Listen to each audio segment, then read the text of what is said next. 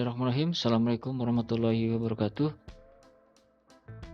Selamat bertemu kembali di pembahasan tentang mata kuliah Sistem Transaksi Keuangan Digital.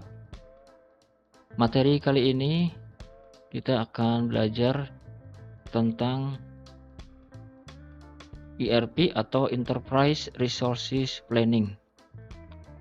Baik, kita langsung saja. Jadi apa itu ERP? ERP merupakan sistem informasi untuk mengidentifikasi dan merencanakan sumber daya yang dibutuhkan perusahaan untuk digunakan, dibuat, dikirim, dan dihitung secara efisien dan dapat merespon kebutuhan pelanggan dengan lebih baik. Konsep ERP dapat dijalankan dengan baik jika didukung aplikasi dan infrastruktur komputer, baik HW atau SW. Pengelolaan dapat dilakukan dengan mudah. Sistem ERP adalah sekumpulan paket sistem informasi yang dibangun dan diimplementasikan sebagai fasilitator terwujudnya konsep ERP di suatu organisasi. Sistem ERP mengintegrasikan semua sistem yang ada di semua organisasi, baik sistem informasi finansial maupun non-finansial. Definisi lain dari ERP di sini ada ERP ini terdiri dari paket software komersial yang menjamin integrasi yang lancar atas semua aliran informasi di perusahaan, meliputi keuangan, akuntansi, SDM, rantai pasok, dan informasi konsumen. Pendapat lain mengatakan paket sistem informasi yang dapat dikonfigurasi dan mengintegrasikan informasi serta proses berbasis informasi di dalam dan lintas fungsional dalam sebuah organisasi. Satu bisnis data, satu aplikasi, dan satu kesatuan antar bagian di seluruh enterprise. Kalau dilihat dari istilah yang ada di ERP, ya, ERP itu terdiri dari enterprise, kemudian setelah itu ada resources, dan yang terakhir ada planning. Jadi ada 3 istilah yang kita bisa bahas, dan kalau kita pilah-pilah itu menjadi suatu istilah yang mempunyai makna. Apa itu enterprise? Ya, istilah yang pertama yang ada di ERP itu adalah enterprise.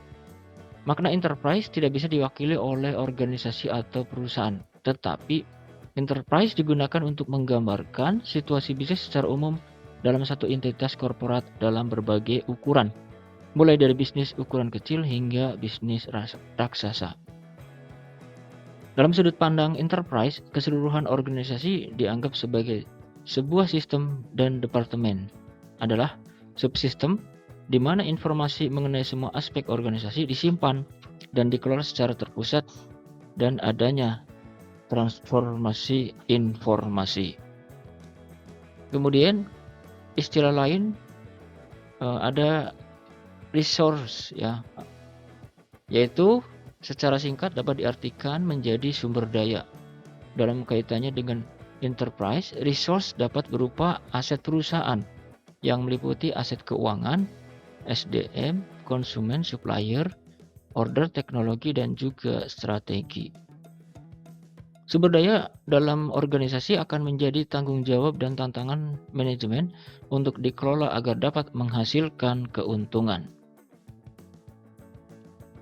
Nah, sehingga kalau kita digabungkan jadi satu berdasarkan dari penjelasan di atas, ERP dapat dideskripsikan sebagai sebuah konsep untuk merencanakan dan mengelola sebuah atau sumber daya organisasi agar dapat dimanfaatkan secara optimal untuk menghasilkan nilai tambah bagi seluruh pihak yang berkepentingan atau stakeholder atas organisasi tersebut. Jadi tadi kan satunya planning, ya. Planning itu adalah untuk merencanakan dan mengelola, ya. Artinya seperti itu. Kemudian tujuannya adalah tujuan dan peranannya dalam organisasi adalah untuk mengkoordinasikan bisnis organisasi secara keseluruhan. Ya, jadi di sini kalau disimpulkan ERP itu Ya, ini adalah sebuah aplikasi yang saling terintegrasi ya antara eh, antar bagian yang ada di perusahaan tersebut. Jadi misalkan bagian SDM dengan bagian keuangan, berarti dalam hal ini adalah misalkan kegiatan untuk penghitungan gaji. Nah, di mana nanti bagian keuangan dalam hal ini yang akan menghitung keuangannya atau menghitung gajinya, itu data-data yang berkaitan dengan eh, karyawan ya atau pegawai itu nanti akan bersumber dari data yang berasal dari bagian SDM. Jadi hanya satu sumber, cuma nanti aplikasinya dihubungkan dengan data tersebut. Kemudian ERP merupakan software yang ada dalam organisasi atau perusahaan untuk otomatisasi dan integrasi banyak proses bisnis. Jadi yang kita ketahui sebelumnya gitu ya, bahwa software-software atau sistem-sistem yang ada di suatu bagian itu masing-masing berdiri secara sendiri-sendiri, yang nantinya apabila sistem tersebut dijalankan maka akan terjadi kesalahan terutama di bagian datanya. Karena kenapa? Karena kalau karena sistemnya itu sendiri-sendiri, artinya datanya pun tidak terpusat. Artinya datanya itu masing-masing. Seperti contohnya kayak tadi ya, kayak bagian SDM dengan bagian keuangan, pada saat bagian keuangan akan menghitung penggajian, ya data yang diperlukan itu bisa saja data sendiri yang dikelola oleh keuangan, gitu ya, dan tidak bersumber dari SDM, yang notabene bahwa sebenarnya data yang dikeluarkan yang sah itu adalah data yang dikeluarkan oleh SDM. Ya, artinya nanti ada kesalahan nama gitu ya. Potensi untuk kesalahannya itu ada gitu. Nah, itu kelebihan dari ERP itu seperti itu. Kemudian membagi database yang umum dan praktek bisnis melalui enterprise. Nah, ini database tadi ya. Jadi database-nya itu nanti terpusat gitu ya di satu tempat gitu ya, yang nanti masing-masing bagian itu menyimpan datanya di database tersebut gitu, yang nantinya akan diakses oleh bagian apabila data tersebut diperlukan. Kemudian selanjutnya adalah menghasilkan informasi yang real time, memungkinkan perpaduan proses transaksi dan kegiatan perencanaan. Nah, ini konsep dasar dari ERP ya. Jadi di suatu perusahaan itu ada 3 bagian. Yang pertama adalah front office, ini bagian di depan. Kemudian ada corporate reporting, ini bagian yang membuat laporan-laporan di dalam ya istilahnya. Kemudian setelah itu ada back office. Nah, back office ini terdiri dari financial application. Jadi ini lebih ke aplikasinya ya. Kita bicaranya karena ini adalah ERP yang notabene adalah aplikasi ya. Terus ada manufacturing application dan inventory application. Kemudian di bagian front office itu ada sales, distribution, dan service application. Ini semuanya aplikasi ya. Kemudian selanjutnya di central database itu terdiri dari human resources management atau HRM atau HRD, yang nanti akan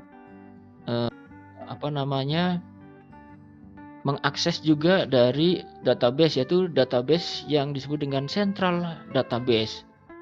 Nah, jadi nanti database-nya itu adalah database terpusat gitu ya. Database terpusat yang nantinya akan diambil oleh masing-masing bagian apabila bagian-bagian tersebut membutuhkan data dan selebihnya untuk membuat laporan. Nah, ini kurang lebih konsep dasarnya itu seperti ini.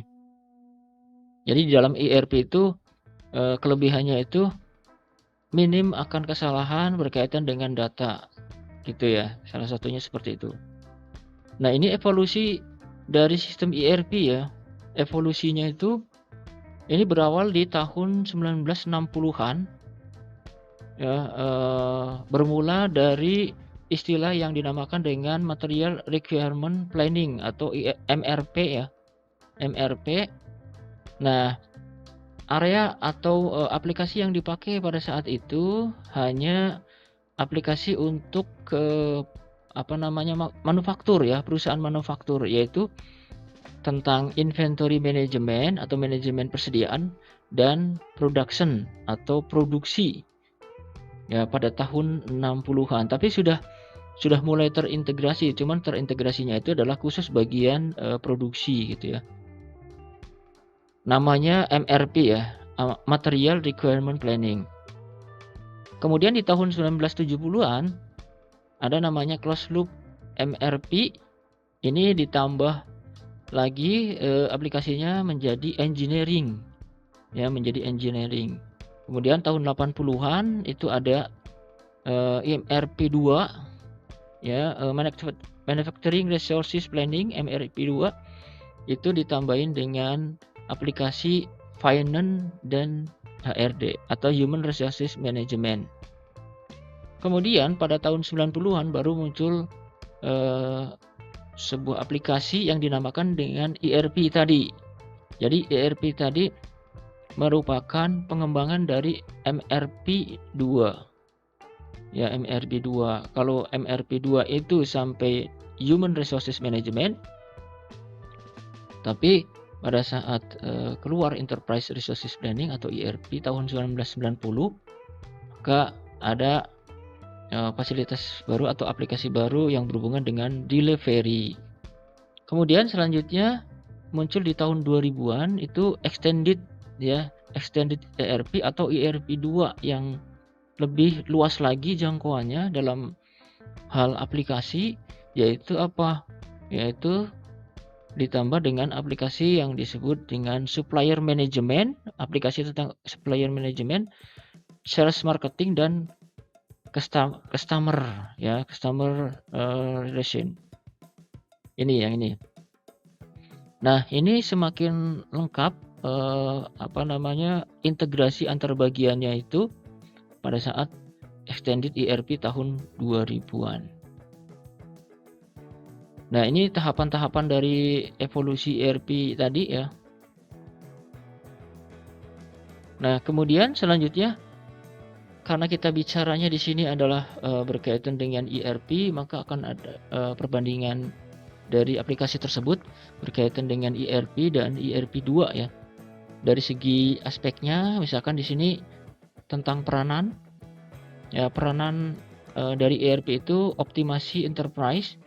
Kalau yang ERP 2 itu pastinya ada ERP tapi atas dukungan penuh dari e-commerce. Jadi didukung dengan aplikasi yang berkembang saat ini ya, karena eranya adalah era digitalisasi ya. Jadi muncul dukungan atas aplikasi yang disebut dengan e-commerce. Kemudian selanjutnya ada domainnya itu ERP manufaktur dan distribusi. Kemudian yang ERP 2 itu semua segmen dan sektor pada perusahaan. Jadi ini sudah meliputi semua bagian yang ada di perusahaan ya. Kemudian fungsi ada produksi, penjualan, distribusi dan proses finansial. Kemudian ada lintas industri, sektor industri tertentu, proses industri spesifik. Ini untuk ERP 2. Kemudian prosesnya kalau ERP itu masih internal, tapi kalau ERP 2 itu sudah terhubung dengan mitra bisnis seperti customer gitu ya, konsumen. Kemudian arsitekturnya itu didukung dengan web tertutup, kemudian arsitek bersifat monolitik. Nah, kalau yang ERP 2 itu pastinya web terbuka untuk umum, artinya orang lain bisa mengakses. Ya, terbukti bahwa di era digitalisasi ini banyak yang terhubung dengan internet, artinya informasi-informasi yang dihasilkan atau informasi yang diinformasikan kepada perusahaan itu bisa diakses. Data dihasilkan dan dikonsumsi oleh internal perusahaan. Ini untuk ERP, dan yang ERP 2 itu dikonsumsi oleh internal dan eksternal, dan hasilnya akan dipublikasi. Nah, ini integrasi ERP dalam organisasi. Jadi sebelum adanya ERP itu semuanya terpecah-pecah antar bagian tuh. Ya, ada bagian human resources, ini bagian SDM, aplikasinya sendiri, dan database-nya juga masing-masing. Kemudian finance, yang finance juga sama ya, database-nya atau interface application itu banyak dan masing-masing. Tapi setelah adanya ERP atau terintegrasi, itu semua data terkumpul menjadi satu di semua bagian, jadi yang disebut dengan central database, yang nantinya data tersebut bisa diakses oleh bagian HRD, kemudian finance dan operation gitu. Nah, ini core dan extended dari ERP komponen. Jadi core ERP komponen itu ada accounting, finance di sini ya, core-nya inti. Kemudian production and material management dan human resource. Kemudian untuk yang extended ERP-nya itu ada business intelligence. Ya, ini untuk lanjutan ya, ERP lanjutan komponennya itu terdiri dari business intelligence, ada CRM, customer relationship management, kemudian ada supply chain management dan e-business. Oke, dari segi akuntansi keuangan, komponen ERP akuntansi dan keuangan mengelola data dan proses keuangan dalam perusahaan dengan fungsi seperti buku besar, hutang, piutang, penganggaran, dan manajemen aset. Komponen ERP produksi dan manajemen bahan. Komponen ERP produksi dan manajemen bahan menangani aspek perencanaan dan pelaksanaan produksi seperti perkiraan permintaan, penjadwalan produksi, akuntansi biaya pekerjaan, dan kontrol kualitas. Sedangkan dari segi sumber daya manusia, komponen ERP SDM yaitu melacak informasi karyawan, termasuk penggajian, tunjangan, kompensasi, penilaian kinerja, dan mengasumsikan kepatuhan terhadap persyaratan hukum di berbagai yurisdiksi dan otoritas pajak. Nah, kalau komponen extended-nya itu ada intelligent business tadi ya, di gambar tadi. Kemudian ada CRM, pengelolaan hubungan pelanggan. Kemudian ada supply chain management atau manajemen rantai persediaan, dan e-business. Komponen dari e-business yaitu meliputi ada e-logistik dan e-procurement. E-logistik itu mengelola transportasi penyimpanan barang, dan e-procurement itu tentang pembelian dan penjualan perlengkapan dan layanan bisnis ke bisnis melalui internet. Nah, dari penjelasan di atas tadi, pengertian, kemudian gambaran tentang ERP, maka kita bisa mengambil kesimpulan bahwa manfaat dari sistem ERP itu adalah menawarkan sistem integrasi di dalam perusahaan, sehingga proses dan pengambilan keputusan dapat dilakukan secara lebih efektif dan efisien, terutama dalam segi waktu ya, atau istilahnya tuh informasinya itu nanti akan berkualitas, yang nanti akan menunjang pengambilan keputusan. Yang kedua adalah memungkinkan melakukan integrasi secara global, menghilangkan kebutuhan pemutahiran dan koreksi data, kemudian memungkinkan manajemen mengelola operasi dan tidak memonitor saja, tapi lebih mampu menjawab semua pertanyaan yang ada. Kemudian membantu melancarkan pelaksanaan manajemen rantai pasok serta memadukannya, memfasilitasi hubungan komunikasi secara internal dan eksternal dalam dan luar organisasi, dapat menurunkan kesenjangan antara pemrograman dengan cara perawatan sistem yang sah, dan dapat menurunkan kompleksitas aplikasi dan teknologi. Ini manfaat ERP dan cara mendapatkannya. Manfaatnya adalah akses informasi yang handal.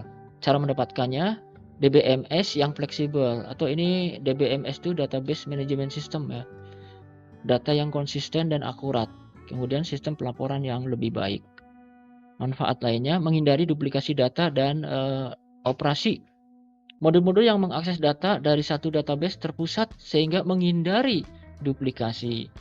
Jadi yang kadang menimbulkan duplikasi itu adalah datanya ya. Jadi data yang ada di ERP itu datanya itu terpusat, hanya satu gitu ya yang berlaku gitu, yaitu misalkan data karyawan dan sebagainya. Kemudian selanjutnya adalah mempercepat waktu pemrosesan data, meminimalisasi waktu pengambilan data dan pembuatan laporan. Kemudian manfaat lainnya adalah mengurangi biaya, menghemat waktu dalam pengambilan keputusan karena analisis yang dilakukan di dalamnya. Kemudahan adaptasi, perubahan pada proses bisnis dapat diadaptasi dengan mudah. Kemudian meningkatkan skalabilitas, struktur sistem yang bersifat modular dan mudah dikustomisasi. Kemudian pemulihan, dukungan purnajual sistem berjangka panjang. Karena ini ada CRM tadi ya. Kemudian pengembangan global, ekstensi modul hingga meliputi SCM dan CRM. Dan yang terakhir manfaat e-commerce yaitu bisnis internet dan kultur kolaborasi. Jadi memang sekarang ini kan lagi zamannya digitalisasi ya, maka e-commerce itu masuk ke dalam ERP tersebut. Nah ini the connected corporation, enterprise application, ada CRM, ada SCM, ada ERP. Primary user, untuk CRM itu ada sales, marketing, customer service. Kemudian untuk primary business benefitnya, untuk CRM itu bisa untuk sales forecast atau untuk meramalkan penjualan, untuk strategi penjualan dan marketing campaign. Kemudian untuk SCM, customer reseller, partner, supplier dan distributor. Market demand, resources and capacity constraint, real time scheduling. Kemudian kalau ERP ada accounting, finance, logistik, production. Bisa untuk peramalan, perencanaan, pembelian, material management, warehousing, inventory dan distribution.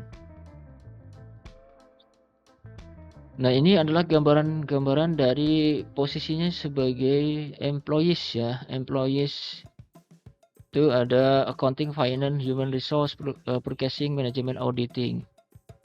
Ini business partner, supplier, distributor, dan reseller ya. Ada SCM, ERP, CRM, dan SCM, dan customer.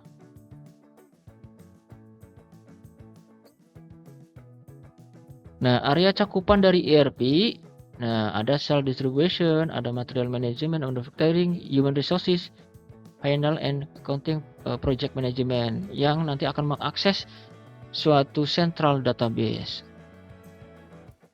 Modul-modul yang ada di ERP adalah modul operasi, modul finansial dan akuntansi, sumber daya manusia.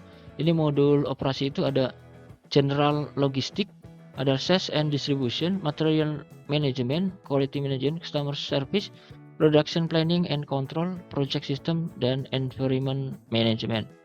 Untuk modul finansial dan accounting itu ada general accounting, financial, controlling, investment, treasury, dan enterprise controlling. Kemudian untuk modul sumber daya manusia ada personal management, ada personal time management, payroll management, dan organization management serta travel management. Nah, ini tadi keuntungan ERP tadi ya. Jadi akurat data, faster decision making, kemudian ada lower operation cost, kemudian ada komplain ya, sedikit komplain, dan seamless business operation. Ini ya, akurat data, integrasi data keuangan, standarisasi data dan informasi, faster decision making, mendorong ke arah kemampuan decision making yang dengan parameter terukur secara kuantitatif. Keuntungan ERP, lower operation cost, itu standarisasi proses operasi. Kemudian kalau bill compliance, itu pemenuhan terhadap kewajiban-kewajiban perusahaan terhadap atau atas pendapatannya. Nah, kalau seamless business operation, integrasi dan transparansi di antara aktivitas dan menghilangkan prosedur birokrasi yang panjang. Keuntungan ERP selanjutnya adalah penurunan inventory, penurunan tenaga kerja secara total, peningkatan service level, peningkatan kontrol keuangan, penurunan waktu yang dibutuhkan untuk mendapatkan informasi. Nah, di samping ada keuntungan, ada juga kelemahannya. Kelemahannya apa? Kelemahannya yaitu terbatasnya kustomisasi dari software ERP. Sistem ERP sangat mahal, sulit beradaptasi dengan alur kerja dan proses bisnis. Sistem dapat terlalu kompleks jika dibandingkan dengan kebutuhan pelanggan. Data dalam sistem ERP berada dalam satu tempat sehingga meningkatkan risiko kehilangan informasi sensitif. Implementasi ERP. Implementasi ERP tergantung pada ukuran bisnis, ruang lingkup, dan perubahan peran serta pelanggan. Perusahaan membutuhkan jasa konsultasi, kustomisasi, dan jasa pendukung. Kemudian untuk migrasi data, mengidentifikasi, menentukan waktu, membuat template, menentukan alat, memutuskan persiapan, dan menentukan pengarsipan data. Nah, ini tadi ya, implementasi ERP The Big Bang, strategi penerapan seluruh modul dalam paket ERP secara simultan di seluruh fungsi perusahaan. Small Bang Pilot Approach adalah pembuatan model implementasi pada salah satu site atau fungsi perusahaan sebagai pilot project. Kemudian step by step melakukan implementasi sedikit demi sedikit. Tahap selanjutnya berkonsentrasi mengimplementasikan modul yang terkait. Ini implementasi ERP-nya tuh ada 3 ini ya. Nah, ini tadi penjelasannya dari implementasi tadi. Kendala implementasi ada teknis, budaya, politik ya. Nah, memilih sistem ERP ini sebaiknya dilakukan dengan melalui beberapa tahap analisis, yaitu strategi bisnis, sumber daya manusia, infrastruktur, dan software. Analisis strategi bisnis, memilih level kompetisi di pasar, keuntungan kompetisi, strategi bisnis perusahaan, analisis proses bisnis, identifikasi proses bisnis dan target bisnis seperti yang harus dicapai dan kapan dicapainya. Kemudian selanjutnya analisis sumber daya manusia, identifikasi personal, komitmen tim, komitmen top manajemen, harapan para calon user, konsultan eksternal yang terlibat. Analisis infrastruktur, kelengkapan infrastruktur yang sudah ada, overall network atau permanent office system, communication system, dan auxiliary system. Kemudian budget untuk infrastruktur, serta identifikasi infrastruktur yang harus disiapkan. Selanjutnya ada analisis perangkat lunak. Apakah perangkat lunak tersebut cukup fleksibel? Apakah ada dukungan layanan dari penyedia? Seberapa banyak waktu implementasi yang tersedia? Apakah perangkat lunak memiliki fungsi yang bisa meninjau proses bisnis perusahaan? Nah, ini ada pemilihan sistem yang gagal di dalam ERP, yaitu waktu dan biaya, pre-implementation tidak dilakukan dengan baik, strategi operasi tidak berjalan dengan baik, orang-orang tidak disiapkan, kemudian kurangnya edukasi. Oke, sekian mungkin penjelasan dari saya berkaitan dengan Enterprise Resources Planning atau ERP.